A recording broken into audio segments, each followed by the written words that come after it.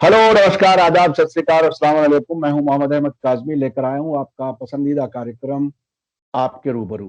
इस कार्यक्रम में हम आपको बड़े लोगों से मुलाकात कराते हैं, जानकार लोगों से मुलाकात कराते हैं।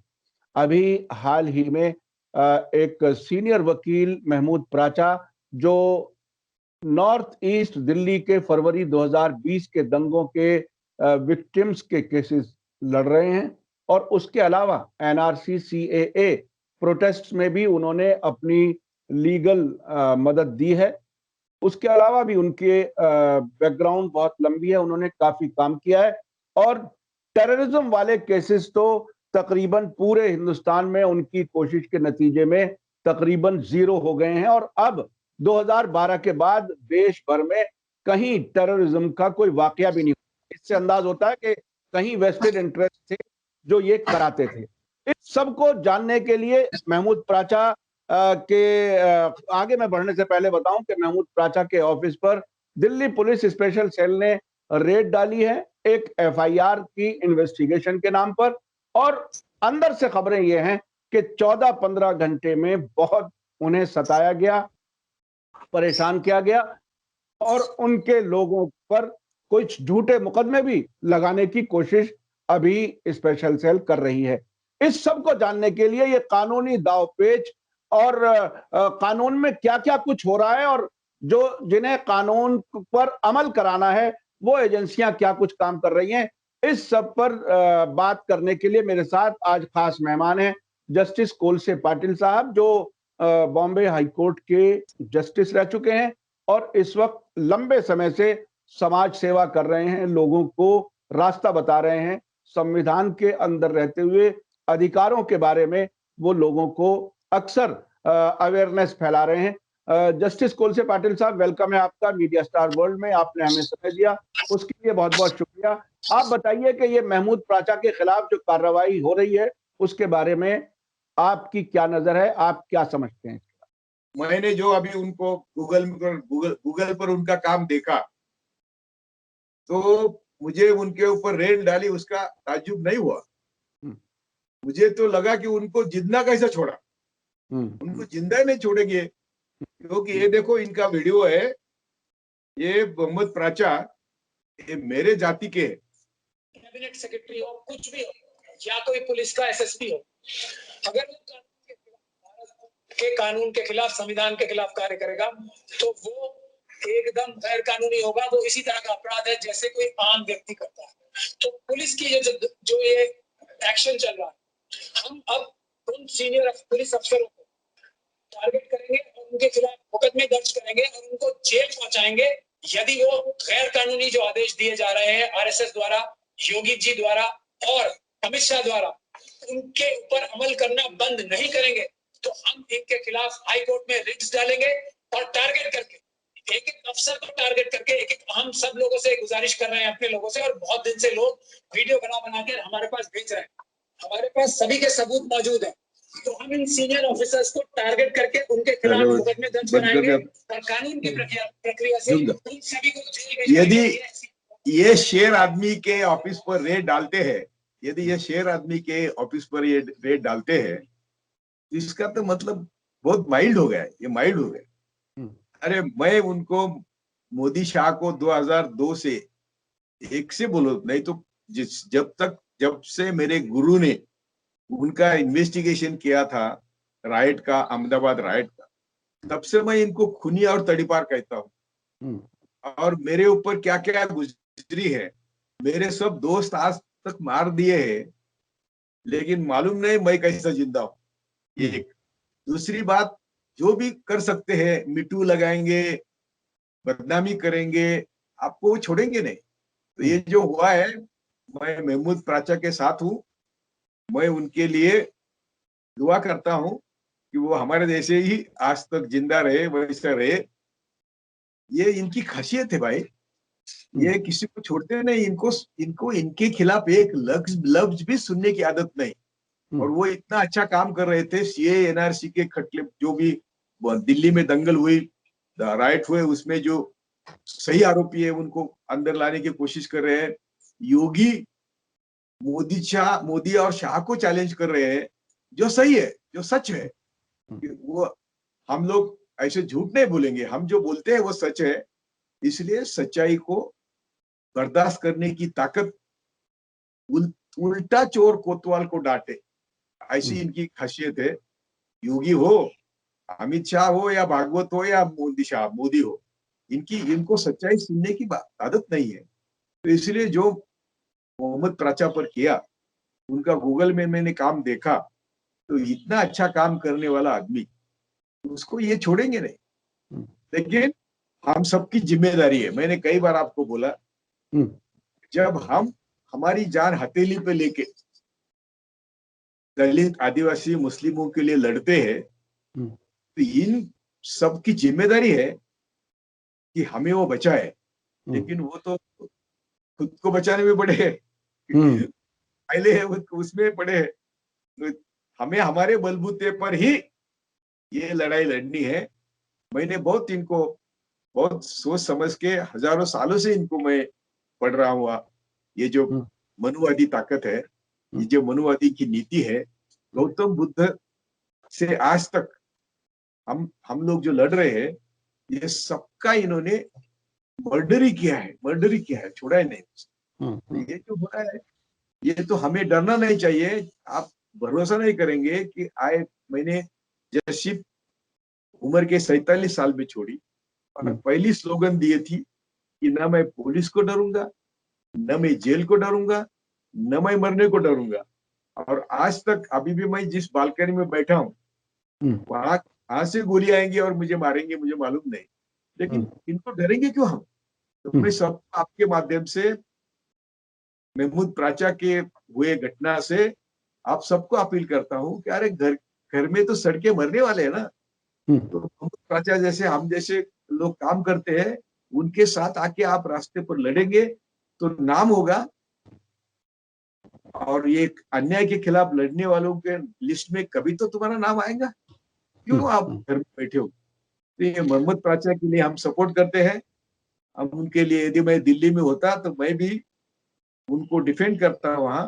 लेकिन मैं आज 5,000 किसानों को लेके, वही किसान आंदोलन को जुड़ा हुआ मेरा आंदोलन चल रहा है, वो 30 दिन हो गए, 1 महीना हो गया आंदोलन चल रहा है।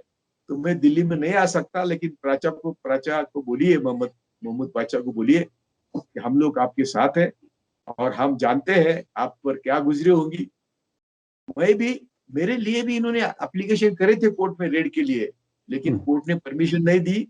अरे मैं तो चैलेंज करता हूँ कि जो भी रेड को आएगा ना, वो दीवाना होके चले जाएगा। घर में क्या है, 2 समय की रोटी और 2-4 पायजामे शर्ट है, आओ रेड करने के लिए। तो ये, यदि हम ऐसी तैयारी मन की करेंगे कि हम ना जेल को डरेंगे, ना पुलिस को डरेंगे, ना मरने को डरेंगे, ना रेड को डरेंगे, तो ये क्या करेंगे? ये खुद हमको डरेंगे। अच्छा, आपने तो अपनी सपोर्ट की बात कही, वो वाकई बहुत अहम है महमूद प्राचा के लिए भी, और उन सभी लोगों के लिए जो हक के लिए अपने आप को निछावर करने के लिए तैयार हैं। अभी तक जो लीगल फ्रेटर्निटी, जो लॉयर्स एसोसिएशन या काउंसिल वगैरह होती हैं, उनकी तरफ से अभी खुल करके सपोर्ट नहीं आ रही है। उन लोगों को आप क्या कहना चाहेंगे? क्योंकि आप एक बहुत ही सीनियर प्रैक्टिशनर हर तरह से हैं, कानून के जानने वाले हैं, फॉर्मर जज हैं, आप वकीलों के लिए खास तौर पे क्या कहना चाहेंगे? देखो, यदि ये 14 घंटे के रेड में उनको कुछ मिला नहीं है, तो उनका तो मुंह काला हो गया ना। तो जो भी हमारे बार काउंसिल ऑफ इंडिया है, बार काउंसिल ऑफ दिल्ली होंगी, बार काउंसिल ऑफ स्टेट होगा, या बार एसोसिएशन होगी, उनको भी कभी ना कभी तो शर्म आएगी ना, कि उनके एक ब्रदर, लीगल फ्रेटर्निटी है, एक ब्रदर पर ऐसी रेड आई है, कल उनके ऊपर भी आएंगे ना। तो ये हम सब ने, लीगल फ्रेटर्निटी जजेस हो या लॉयर्स हो या और कोई लीगल फील्ड में काम करने वाला हो, उन सब ने इनके लिए काम करना चाहिए, और रेड डालने वालों के खिलाफ बोलना चाहिए, ताकि मैसेज जाता है। क्योंकि लोग डरते हैं ना, लॉयर के ऊपर, जजेस के ऊपर रेड डालने की इनकी हिम्मत होती है। ये तो इन्होंने कब से इनका कमर का जो वस्त्र है वो खोल के वो ऊपर बांधा है सर पर, मोदी हो, योगी हो, अमित शाह हो, उनको क्या परवाह है उनके खुद। तो हम भी हमारे खुद की परवाह क्यों करें। उन्होंने तय किया है, मैंने अभी सुबह ट्वीट किया है, ये बोलता था मैं झोला लेके आया, हम सब हाथ में झोला दिया है और हमको भिखारी बना के मजा ले रहा है, मजा ले रहा है, ये बात कर रहा है, ड्रम पीट रहा है, मीटिंग ले रहा है, मजा ले रहा है। चले तुमको भिखारी बनाया ना मैंने। ये संघ की जो आइडियोलॉजी थी, इसके अमल इसने किया है, मनुस्मृति का उसका अमल इसने किया है और हम सबको भिखारी बनाया है। उनका कहना था कि तुमको सिर्फ 2 समय की रोटी, यही तुम्हारा विकास है, तुम ज्यादा शिक्षा की, पद की बात मत करो। टिळक, सावरकर, गोलवलकर, मैं सभी लीगल फ्रेटर्निटी को बोलता हूँ, फ्रेटर्निटी को कि अरे जरा पढ़ो, ये तीनों पढ़ो, तुमको मालूम होगा कि तुम्हारी क्या औकात है इस देश पे। अच्छा, इस रेड के बाद में एक प्रेस कॉन्फ्रेंस हुई है दिल्ली में कल ही, जिसमें नॉर्थ ईस्ट दिल्ली के वो विक्टिम्स, जिनकी 2 लोग तो वो थे जिनकी आंखों में गोली लगी है, वो एक आंख उनकी खत्म हो चुकी है। कई ऐसे लोग थे जिनके पेरेंट्स, किसी की मां का कत्ल हुआ है, किसी के बाप का कत्ल हुआ है उसके सामने, और अभी तक कई मामलों में एफआईआर भी नहीं हुई है। महमूद प्राचा के पास जब ये लोग आए, उसके बाद उन्होंने अदालतों से ऑर्डर करा करके एफआईआर कराई और कई आरएसएस के लोगों को जेल तक भी पहुंचाने का इंतजाम किया है। तो इस वक्त जब अब उन पर यह दबाव हो रहा है, प्रेस कॉन्फ्रेंस में यह बताया इन विक्टिम्स ने कि पुलिस की तरफ से हम पर दबाव है। कुछ लोग तो ऐसे हैं जिन्होंने अपना घर छोड़ रखा है पुलिस के दबाव की वजह से, कि महमूद प्राचा के खिलाफ हमें एक कंप्लेंट लिख दो कि ये जो मुकदमा चला रहे हैं वो झूठा चला रहे हैं, हमारी कंप्लेंट नहीं है, और महमूद प्राचा से अपना मुकदमा वापस ले लो, हम आपको फ्री में वकील देंगे। ये पुलिस ऑफर कर रही है उन विक्टिम्स को। ये देखिए, बड़ा दिलचस्प बात है। आप क्या आप चूंकि जज रहे हैं, एक लंबे अरसे तक आपने इन्स आउट सब कुछ देखी हैं, क्या ये पुलिस और एजेंसियां इस हद तक नीचे लेवल तक आ सकती हैं? ऐसा होता है? ये उनको जो ये काम कर रहे हैं, उनको कुछ लेवल होती तो नीचे लेवल बोलते ना। इनको लेवल ही नहीं है तो इनकी नीचे के लेवल आप क्या काउंट करेंगे, पहली बात। दूसरी बात, ऐसे जो जिनके लिए हम लोगों ने काम किया, उनको हमारे खिलाफ खड़ा करने की इनकी आदत पुरानी है, आज थोड़ी है। देखो, न्यायमूर्ति लोहिया का मृत्यु हो गया, खून हो गया, उसका बेटा बोलता है कि मुझे नहीं लड़ना है। सोहराबुद्दीन को खून हो गए, सोहराबुद्दीन का भाई बोलता है मुझे नहीं लड़ना है। कोर्ट के चैम्बर में बुला के सोहराबुद्दीन भाई को जज ने पूछा कि भाई तुम क्यों नहीं लड़ रहे, तो वो जज के सामने से केस निकाली गई। और वो जो बेटा है वो खुद लॉयर है, न्यायमूर्ति लोहिया का बेटा, वो खुद जो लिख के दिया है वो पढ़ता है प्रेस में, और वो दिखता है सबको कि प्रेस में वो क्या पढ़ रहा है, जो लिख के दिया वो पढ़ रहा है, अमित शाह ने लिख के दिया वो पढ़ रहा है। तो ये यदि बेटा बदलता है तो ये तो विटनेसेस है और ये विक्टिम है। लेकिन हमारा उनको मालूम नहीं, वो जो सिंधु धर्म की बात करते हैं ना, तो मुंडक उपनिषद से हमने एक हमारा ब्रीद लिया है, सत्यमेव जयते, सत्यमेव जयते। तुम सुप्रीम कोर्ट का ब्रीद क्या देखो, ये तो धर्म तत्व जया, तो जहाँ सत्य है वहां जय है, ये सत्यमेव जयते का अर्थ है। और हमारे हिंदू धर्म से लिया हुआ ये मुंडक उपनिषद से लिया हुआ ब्रीद है। इनको इतनी अक्ल नहीं कि सत्य तो हमेशा पराजित होता नहीं, कभी देर लगती है, महात्मा गांधी ने कहा है। और इसीलिए हम सबको सुनिए बार बार, हमारे आपके सब मौला मौलवी को बोलिए, हमारे सब हिंदू भाइयों को बोलिए, हमारे सब दलित आदिवासियों को बोलिए, सभी संवैधानिक संस्थाएं आवारा हो गई है। उच्चतम न्यायालय हो, उच्च न्यायालय हो, सब जब अपने अपने दायरे में काम नहीं कर रही है, तो हम सबको रास्ते पर आके, सड़क पर आके, इनको अभी जो हमारे किसान भाई बैठे हैं, तो ये किसान भाई अकेले उनका संबंध नहीं है। जो भी अनाज खाता है, मैं तो कई बार से कह रहा हूं कि जो भी अनाज खाता है उन सब ने किसानों के साथ जाना चाहिए। अभी देखो, पॉपुलर फ्रंट संगठन है, हर हाईकोर्ट में इन्होंने इनके बंदी पर रोक लगाने की कोशिश करी थी, सब हाईकोर्ट ने पिटीशन फेल कर दिए। पॉपुलर फ्रंट क्या है? एक केडर पार्टी है। एसडीपीआई क्या है? केडर पार्टी है। केडर पार्टी इनको चलती नहीं, इनको कांग्रेस जैसी बोगस पार्टी चाहिए। केडर आदमी तैयार होते हैं तो अगले जनरेशन में काम जाता है ना, ये नहीं चलता। ये झूठे मुकदमे करेंगे। हमें भी इन सब की, हमारे घर एनआईए आता है ना, एनआईए के लोग आते हैं, तो मैंने कहा तुम आए हैं तो अच्छी बात है।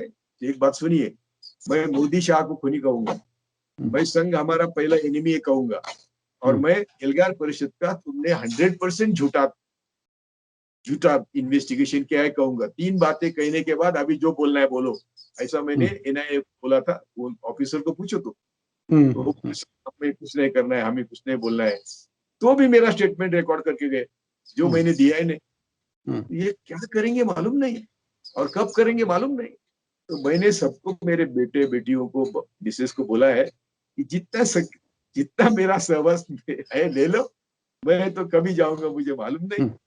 जिस दिन होम मिनिस्टर बने थे अमित शाह, उस दिन मैं ट्रैवलिंग में था, तो मैंने वीडियो निकाला था, यदि मेरा आज के बाद कभी भी खून होता है तो अमित शाह ने किया ऐसा प्रिजम्पशन करना है, तो हम तैयार है, दिक्कत नहीं है।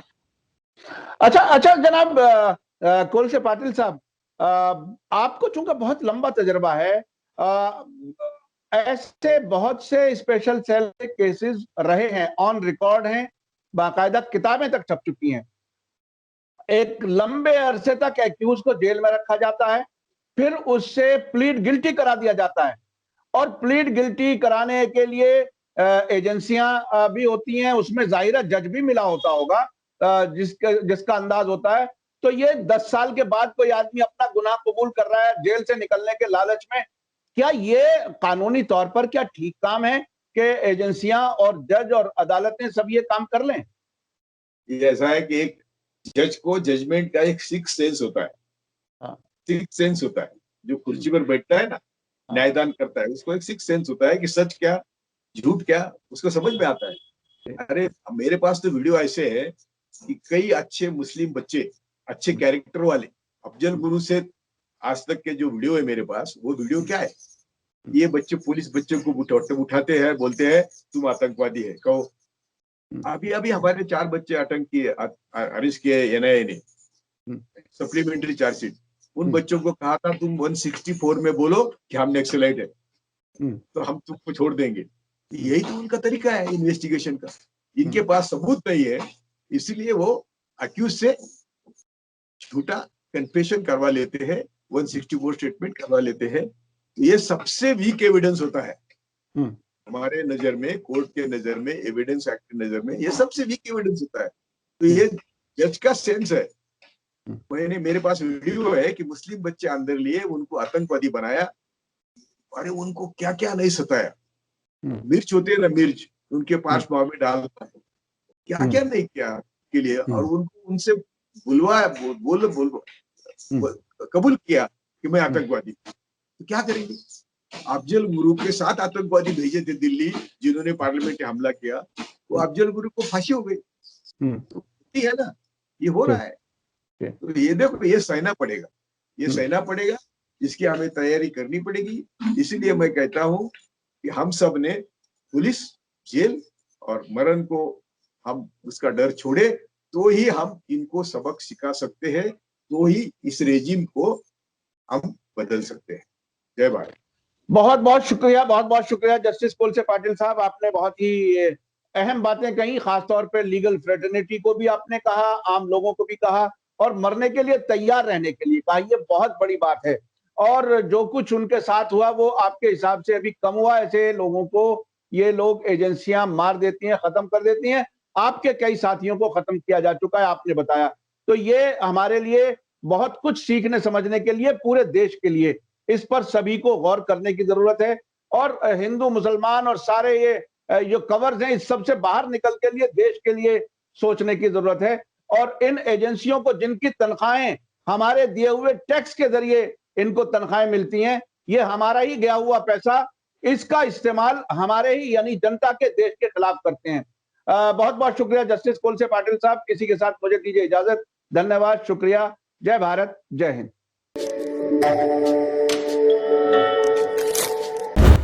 मीडिया स्टार वर्ल्ड के और वीडियो देखने के लिए हमारे चैनल को सब्सक्राइब करें और सीधे नोटिफिकेशन पाने के लिए बेल आइकन दबाएं।